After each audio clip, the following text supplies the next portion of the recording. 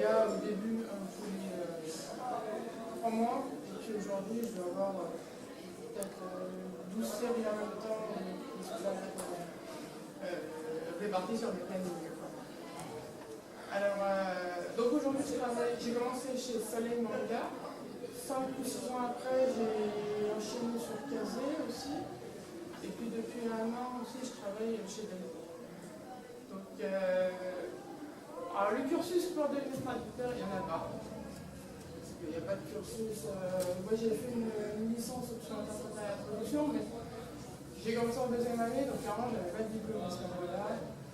Donc voilà, il n'y a pas vraiment de cursus pour ça, puisque comme c'est une langue, ça marche à compétence, on va dire. Donc si vous n'arrivez pas à trouver le niveau, vous pouvez tous devenir traducteur. Sachant qu'il y a beaucoup de concurrence, parce que n'importe quel métier, c'est que nous, quoi.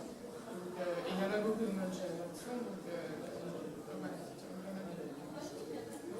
Alors moi, concrètement, mon travail au sein de la société, traduire, c'est quand une boîte française veut acheter les droits d'une œuvre à une boîte japonaise, elle sélectionne cette œuvre, et en général, il m'envoie, je la lis, moi chez moi, tranquillement, je me fais un petit résumé, je rentre sur la France, et c'est après seulement qu'ils décident d'acheter les droits ou pas. Donc moi, j'ai tout un travail de lecture une bonne année avant qu'on me confie le bouquin.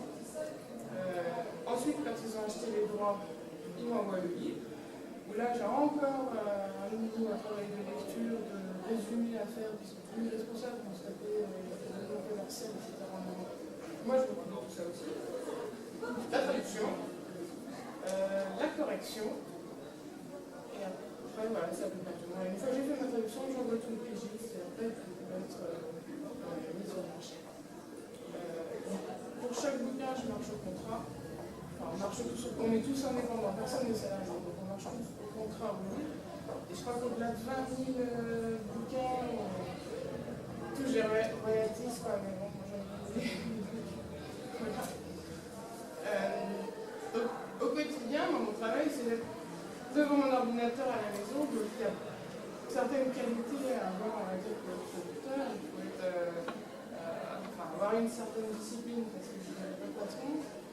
Votre collègue, vous n'avez pas un œil sur vous qui va vous imposer des horaires ou d'être un minimum strict, donc se faire rapidement dépasser.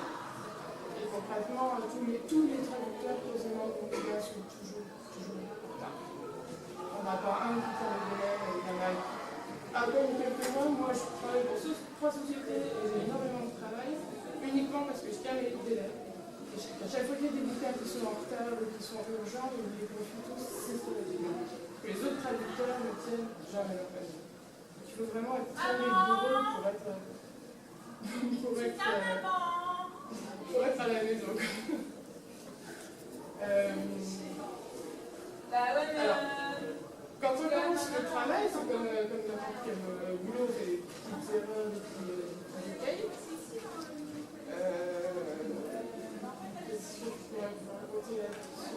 Un des gros soucis du traducteur de japonais, c'est que tous ceux qui commencent à être un peu japonisants, maîtriser la langue, qui veulent commencer, il y a beaucoup d'étudiants qui veulent faire ça, c'est un peu plus en fait de McDo, pour ces petits jobs d'étudiants. Sauf que quand ils commencent, en fin de compte, ils ne maîtrisent pas le français. Ils maîtrisent le japonais, il y en a beaucoup qui arrivent à bien maîtriser le japonais, mais qui commencent à traduire et qui n'ont pas un assez bon niveau en français, qui sont des orthographes, qui sont des mots, qui n'ont pas des bonnes syntaxes, qui n'ont pas des phrases claires. Et aujourd'hui, beaucoup de nos salaires de traducteurs ont baissé, comparé à il y a 10 ans, parce qu'il y a 10 ans, c'était plus des professionnels vraiment formés, de gens qui rendaient une bonne traduction. Aujourd'hui, les traducteurs qui sont pris un petit peu à Saint-François, qui chef de pouce, rendent des traductions qui sont de moindre qualité et les boîtes d'édition sont obligées d'embaucher des lecteurs derrière, qui relisent systématiquement. Forcément, ça se répercute sur le coût et aujourd'hui, je suis payé quasiment 2 fois moins qu'il y a 10 ans pour les mêmes bouquins. Et voilà, en tant qu'indépendant, on peut rien faire, on est obligé de sinon, moi dans mes débuts, j'ai fait plein de. Pour cette histoire de français qu'on ne maîtrise pas, par exemple, j'ai commencé pareil en petit job en pleine bibliothèque, j'étais pas professionnelle. Et j'ai fait plein de petites erreurs. Par exemple, contrairement à un roman classique, un texte en long, on a une contrainte physique avec le manga. On a une bulle. Et donc au début, j'avais un texte en japonais, j'allais le remettre directement en français. Même si en japonais, on peut dire un seul mot, bulle, ça veut dire quelque chose. En français, on ne peut pas faire ça, quoi. On est obligé de mettre sujet, verbe. Donc quand je faisais ma traduction très correctement. Sauf que ça passe pas du tout dans une bulle de juste comme ça, mais des phrases en français à rallonge. Les trois premiers bouquins à peu près, je me suis fait un peu cartonner par le pigiste qui n'arrive jamais à mettre mes textes dans les bulles. Il a fallu s'adapter un petit peu. Qu'est-ce que j'ai fait où je ne maîtrisais pas le français non plus, c'est que moi j'avais gardé mon accent de chez nous, de Bourgogne, de Dijon, où je mettais des gueules partout. Et j'y mets, j'y prends, j'y tiens. Et je pensais que c'était correct, sauf que au bureau d'édition à Paris, quand ils ont fait mes relectures, ils m'ont dit non, mais du coup, ça va pas du tout, là, tu as gardé ton accent de la campagne, donc ça aussi, je vais le modifier. Qu'est-ce que j'ai dû faire plus bon, ça doit être. Ah, si! Le niveau de langue aussi, parce que j'ai été embauchée du coup chez Soleil il y a 10 ans. À l'époque, ils commençaient à être juste à se mettre dans le manga et ils ont voulu faire du shoujo manga. Et au bureau, ils pensaient que pour faire du shoujo manga de filles, il fallait une fille. Ils n'avaient pas de traducteur de fille et c'est comme ça que je me suis retrouvée embauchée. Et donc j'ai fait ça pendant 6 ou 7 ans avant de me voir confier d'autres séries de garçons. Voire carrément violente. Mais j'étais toujours restée sur mon vocabulaire de petite fille. Et il m'a fallu peut-être un an ou deux avant d'arriver à me lâcher et à. Au lieu de rester sur une phrase où on envoie plus quelqu'un, moi je restais toujours sur c'est pas tes affaires, même dans des jeunes garçons violents. Ça fait qu'un an ou deux que je me lâche en mettant vraiment des. Il faut une certaine aisance pour arriver à utiliser des mots comme ça. Donc voilà, moi personnellement ça m'a fait pas mal de temps. Arriver à choper tous les réflexes quand même. Alors, pour ce qui est du travail, par exemple, les conditions actuelles du travail, si quelqu'un veut bosser dans le manga aujourd'hui,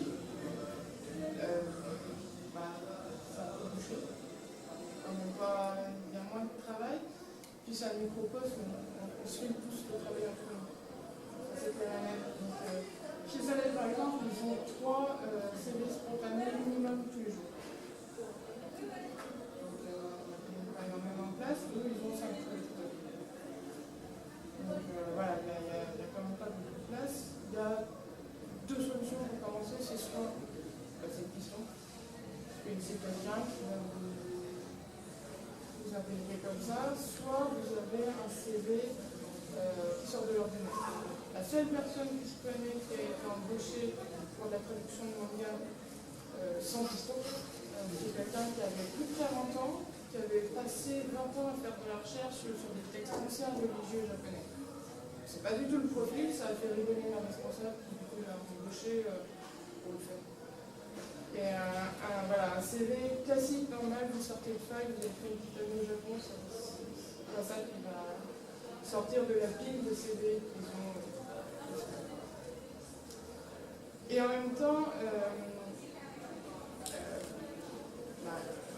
concrètement, la paye d'un traducteur, on est tous indépendants, il n'y a pas de salariés, on n'a pas un seul. Donc ça veut dire que vous allez. Alors, suivant les sociétés, c'est pas payé pareil. Chez Kazé, par exemple, ils payent 750 € le livre. Chez Soleil, c'est 4 € et quelques la page, donc ça vous fait 820, 830. Donc, sachant que vous serez indépendant, vous allez donner la moitié de ce que vous gagnez à l'État. Pour vous dégager un salaire de 1 500 €, il faut en gagner 3 000 d'abord. Donc ça fait au moins 4 bouquins par mois. fait beaucoup de travail. Et il y a peu de traducteurs qui ont autant de boulot. Moi, j'ai à peu près ça, mais moi, je travaille pour 3 boîtes en même temps. Donc, voilà, ça gagne peut-être pas autant qu'on pourrait le croire. Et concrètement, je ne connais pas un seul traducteur, j'en ai quand même pas mal autour de moi, je ne connais pas un seul qui fait que ça. On a tous un travail à côté, on est tous salariés à côté. Soit on a monté notre boîte, soit personnellement je suis dans le temps encore à côté parce que difficilement vivre que ça, et surtout c'est un boulot qui n'est pas sûr non plus, puisque d'année en année, par exemple, il diminue le prix de la page ou de la rémunération parce que ça devient un petit peu difficile, parce que les boîtes d'édition japonaises deviennent exigeantes avec les boîtes françaises, et c'est des coûts qui se répercutent et c'est bien. Mais vous n'avez pas cette partie financière un petit peu compliquée, le travail en lui-même est quand même super sympa parce qu'on découvre tout en première, déjà. Quand vous avez traduit un bouquin, une fois qu'il est publié en France, il vous envoie à chaque fois gratuitement 2 exemplaires. Chez vous, là j'en ai une étagère, j'en ai plein à la maison. Vous êtes chez vous, vous avez comme vous voulez. Vous êtes complètement libre. Moi, j'ai un boulot de 6 ans, je lui montre tout ça, il est super content. Donc, j'ai toute une partie du manga un peu boys love, etc., que j'ai planté, qui verra sans doute jamais. Mais voilà, pour ça, c'est quand même sympa. Mais à part les petits détails, effectivement, je vous parlais de la rigueur tout à l'heure, il faut être ordonné parce que vous êtes chez vous, à la maison, qui vous est envoyé une image de la personne qui ne bouge pas de chez elle et qui sort sur Internet toute la journée. Vous avez forcément une vieille tante qui va se prendre le café tous les jours ou les potes qui s'invitent à l'apéro le soir alors que vous avez beaucoup de boulot. Donc il faut être discipliné, mais vous avez une liberté à côté qui est fantastique. Pour peu que vous ayez des bonnes relations avec votre maison d'édition française qui va vous demander des conseils sur les livres, de les lire, de faire des résumés, de les aider aux réunions commerciales, etc. Vous avez quand même une vraie responsabilité, un vrai investissement dedans, puis à côté de ça, une liberté totale. C'est vrai que c'est un milieu qui est facile, arrangeant et passionnant. À côté de ça, il faut retenir qu'il n'y a aucune sécurité avec ce problème-là. De moins en moins de travail, de plus en plus de concurrence, et tous les traducteurs pour ça ont une concurrence. C'est le cas pour moi, c'est le cas pour tout. Donc voilà, je pense avoir à peu près fait le tour. Est-ce qu'il y a des questions? Oui, des questions. Non, parce que par contre, ça devient un chanson. Allez-y. Alors moi je me présente, enfin mon pseudo en tout cas. Je fais partie d'une team de traduction sur internet. Ouais. Alors c'est un peu particulier parce que nous on fait du détail, de la vidéo, surtout. Et voilà, du coup je suis venu là pour avoir un peu de professionnel. Et déjà quel est votre avis sur tout côté amateur Le côté amateur? Est-ce que vous tenez au courant de ce qui se fait? Financier ou pas? Parce que ça, non, pas du tout financier, je parle plutôt le fait que... J'ai fait ça à une petite époque aussi, et j'ai eu malheur de le dire à ma responsable de la boîte qui m'a juste arraché les yeux. Elle me dit, attends, t'as vu la concurrence que tu nous... Moi je l'avais fait un petit peu, mais je ne le fais plus. Mais alors du coup, j'ai pas traîné énormément dans le milieu, je connais pas... En fait, vous devez vous douter qu'il y a une certaine avance, vu qu'en fait... on joue surtout sur le fait que si c'est pas licencié en France, on peut le traduire, même si c'est pas totalement vrai, mais du coup, oui, voilà. Ouais, mais voilà, c'est ça, c'est la concurrence là, c'est que vous avez énormément d'avance, parce que nous, pour arriver à attraper les droits chez les Japonais, c'est la croix de la bannière. Même pour un manga, d'ailleurs c'est ça qui fait, par exemple, on est moins payé maintenant, c'est que les boîtes Jap sont très difficiles avec les boîtes françaises. Quand le manga a commencé ici, toutes les petites boîtes d'édition ont commencé à faire un peu de manga, ce qui fait qu'il y en avait 30 projets de manga. Sauf que les boîtes japonaises, c'est plutôt des gros groupes à chaque fois, qui n'avaient pas du tout envie d'avoir 50 30. Voilà. Et donc petit à petit, les petits étaient mis à l'écart, les grands fusionnaient un peu. Moi, si je traduis chez Delcourt aujourd'hui, c'est parce que Delcourt a racheté Soleil. Donc c'est dans le même bureau, ils se sont passés les traducteurs pour caser sur autre chose. Mais du coup, les boîtes, déjà, freine pour les droits, impose une boîte française, vous voulez acheter tel bouquin, ok, mais vous achetez telle autre licence. C'est vu d'avance que ça va faire un four, mais du coup ils veulent les refonder et ça impose plein de trucs aux maisons d'édition françaises. Et voilà comment on se retrouve avec des délais entre le moment où ça sort en France et le moment où ça sort au Japon et le moment où ça vient en France. Les chaps sont ingérables. Donc, ouais, je me doute qu'effectivement le streaming, oui, c'est pratique de ce côté-là, même pour les fans, pour les tout de suite. On a fait un peu de papier, mais ah bon, il y a longtemps, ouais. Pas pareil. Donc, il y a eu une tentative d'officialisation. Ouais, disons que moi je suis on va dire dans le bain depuis 2006. Ouais. Et j'ai vu plein de teams parce que ça naît, ça meurt, ça naît, ça meurt. Et puis voilà. Donc je me transfère de team en team. Parce que c'est tout bénévole, à la fin. Ouais, tout, oui. Il y en a bien entendu qui demandent de l'argent en don, mais ça marchera vraiment pas. Après, voilà, oui, c'est une passion comme ça. Mais de là à passer professionnel, je pense pas. Après, je me renseigne sur le domaine comme ça. Alors, ouais, parce que là, c'est pas évident d'envoyer un CV pour faire valoir son expérience professionnelle, sachant que vous leur avez fait de la concurrence pendant 10 ans. Moi, je peux appuyer votre demande, mais non, je serais caché ça par le truc, quoi, ça c'est sûr. En plus, comme je vous dis, moi j'ai toujours trouvé que le hentai était très mal représenté en France. Il n'y a vraiment rien. Il y a eu des périodes en plus, c'était très sélectif, pas des trucs qu'on montre à tout le monde. C'est toujours très violent. Alors, c'est un catalogue pas très beau. Ça commence à s'améliorer depuis pas longtemps, justement, avec Soleil. Et puis. Alors, moi, le hentai, c'est pas pour Soleil, oui, c'est pour caser. Là. Pour le coup, il ne fait que ça. C'est ce que vous disiez, les voice-overs là. Oui, voilà, c'est ça. Ouais, oui, moi, je veux bien des titres au cas où. Hein. Chez Kazé? Ouais, par exemple. Oh, il y avait L'Amant du jeudi, il y avait la High School Paradise, tous ces trucs, comment ça s'appelle Junjo Romantica aussi, c'est pas trop si chouette, c'est pas génial. J'ai peut-être même dans la bibliothèque. J'en suis au numéro 18, enfin, il y a pas mal d'autres.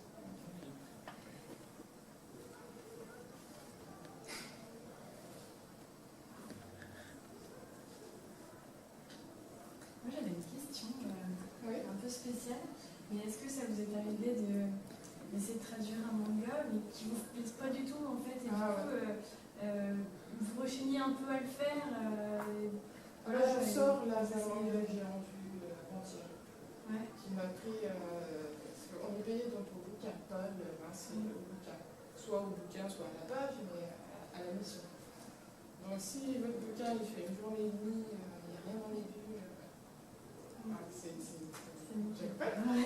Et tu sais vous retrouvez avec un machin qui prend 2 semaines où c'est vraiment pas votre dada. Voilà. Et là j'en ai eu un qui s'appelle Book Girl. C'est l'histoire d'une jeune fille qui adore les livres et elle les mange. Bon. Et en fait à chaque petit chapitre, ils prennent une œuvre qui existe vraiment. Et la nana vous la raconte, vous la détaille. Alors elle mange l'œuvre et puis elle vous raconte quelle place elle lui évoque. Et en parallèle, elle vous explique vraiment ce qu'il y a dans l'œuvre.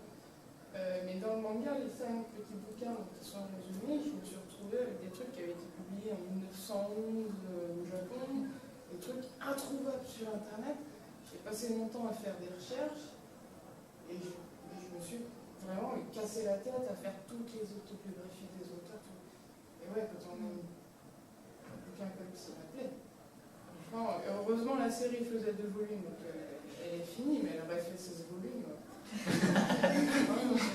quand on a commencé, on s'est engagé de toute façon. Mais ouais, j'ai déjà eu des. Et pour un manga que vous aimez bien, vous êtes vraiment à fond dedans, c'est trop bien, est-ce que vous allez peut-être plus prendre votre temps parce que vous voulez que ça soit bien parfait et tout la traduction? Oui, il y en a qui tiennent vraiment à cœur. Il y en a un, bon, ça a été une gâchette aussi, pareil 2 semaines. Mais par contre, ce qui m'a vraiment tenu à cœur, c'est qu'on m'a donné Ma responsable m'avait bien briefé, je n'étais pas celui-là, mais t'as pas intérêt à me décevoir. Elle m'a filé les liaisons dangereuses. Bon, évidemment, l'œuvre originale est en français, mais alors, du coup, il a fallu que je me coltine toute la correspondance en vieux français. Mais c'était passionnant, enfin, c'était vraiment super. J'ai passé 2 semaines à étudier tout bien transposer les phrases des lettres, parce que ça repris tel quel. Et à me passer en boucle le film en fond d'écran pendant 2 semaines, j'étais à fond dedans. Quoi. Mais je crois qu'il a fait un four en rang. Dommage. Du coup, vous avez eu quelques gros succès quand même sur vos traductions? Il y a eu quelques séries qui ont à peu près, oui, je crois, qui ont à peu près marché. Il y a eu C'était nous, aujourd'hui il y a He is the Beast, rien à sa fin. Il y a eu Loveless à une époque, mais il est toujours pas fini, ça fait 10 ans qu'il est publié. Ouais, il y en a eu quelques-uns. En animé aussi, je m'étais occupé de Naruto. Oui, il y a eu pas mal de choses qui ont marché. J'ai jamais touché les royalties. Soit ils m'ont pas tout dit, soit ça n'a pas dépassé la barre de 22. Je sais pas. Du coup, vous parlez d'anime, là, justement, vous avez... C'est ponctuel, c'est pas tout le temps. Il y a eu Naruto, il y a eu un ou deux dramas. Le mois dernier, j'ai fait un documentaire, enfin, tout ce qui était interview au japonais, je l'ai remis en français, ça va être diffusé sur Game One, c'est les voix du manga, d'ailleurs. Il y a des petits boulots comme ça de temps en temps, mais moi je suis spécialisée manga. Et comme je vous disais, c'est tout relation, donc une fois de temps en temps, quelqu'un que je connais va avoir une proposition d'animé, il n'a pas le temps de le faire, il va me le passer. C'est comme ça que ça va marcher, mais de moi-même je ne cherche pas ça, je ne suis pas spécialisée. C'est spécial comme truc, moi je préfère mon papier. Ça vous est déjà arrivé de refuser un manga parce que vous aviez trop de boulot ou parce que vous ne vous intéressez pas du tout? Non, c'est là où j'insistais sur la discipline et tous les traducteurs qui sont toujours en retard. C'est vraiment le cas. Et je dois être une des seules qui est toujours en avance et qui dit oui à tout. Donc dans ma boîte, on m'appelle 36 letters, il y a un truc qui est en retard, c'est pour Julie. C'est comme ça que je suis rentrée dès le cours à la base, c'est qu'ils avaient un bouquin en retard. Impossible de trouver un traducteur qui était capable de faire ça en 3 jours. Et juste à côté, donc, de l'open space, à Soleil, ils ont dit on a une qui s'occupe des urgences, c'était comme ça qu'ils l'ont fait. Donc c'est oui à tout, si on veut du travail, il faut être en avance. Réactif et dispo tout le temps. Chez Kazé, par exemple, quand un bouquin est sorti, il modifie toutes les pages et il me renvoie le PDF après pour que je le recorrige encore une fois. C'est les seuls qui font ça. Je pense qu'ils ne doivent pas avoir de relecteur, ils les renvoient au traducteur. Ils vous envoient ça, il est 20h, c'est le lendemain matin. Donc, voilà, il faut pas être dans le jeu. Vous n'êtes peut-être pas 35 heures par semaine, du coup. Non, ça c'est sûr, surtout à cause de mon autre activité, mais je suis chez moi. Donc j'ai pas de trajet, j'ai pas de. Je le sens pas, c'est pas une contrainte. Si j'ai envie de faire ça en pyjama toute la journée, j'ai trop. Mais ce que je veux. Donc non, c'est pas une contrainte.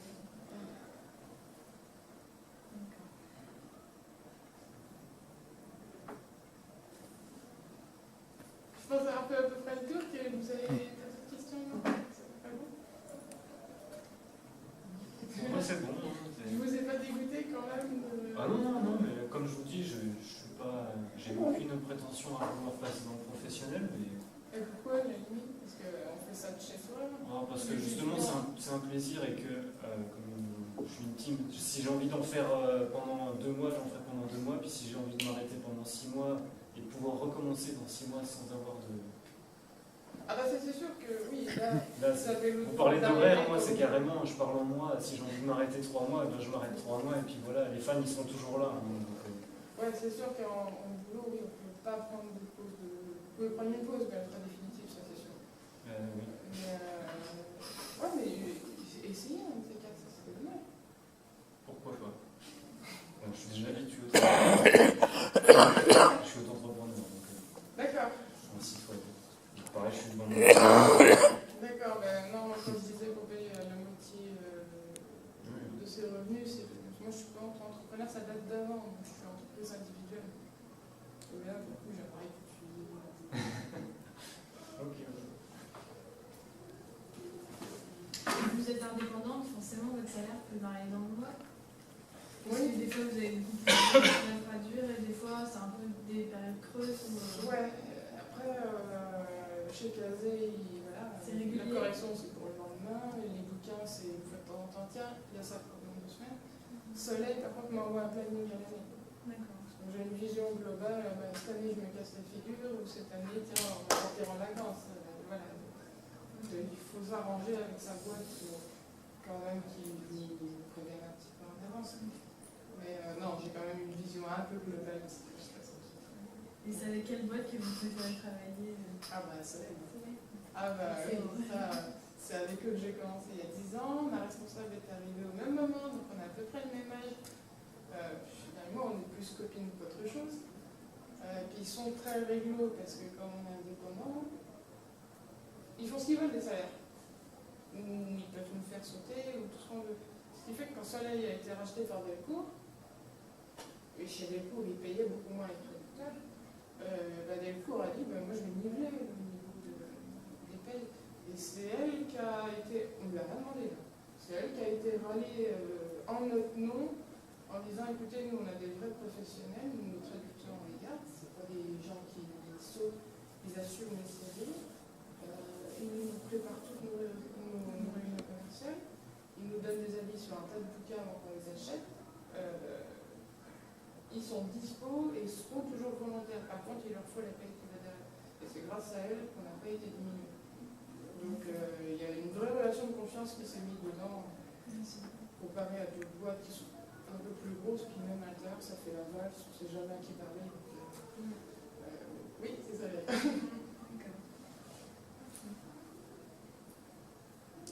Bon, bah, je pense que. Ah oui, c'est pas une question. Non, mais c'est pas grave, si vous voulez terminer. C'est pas une question.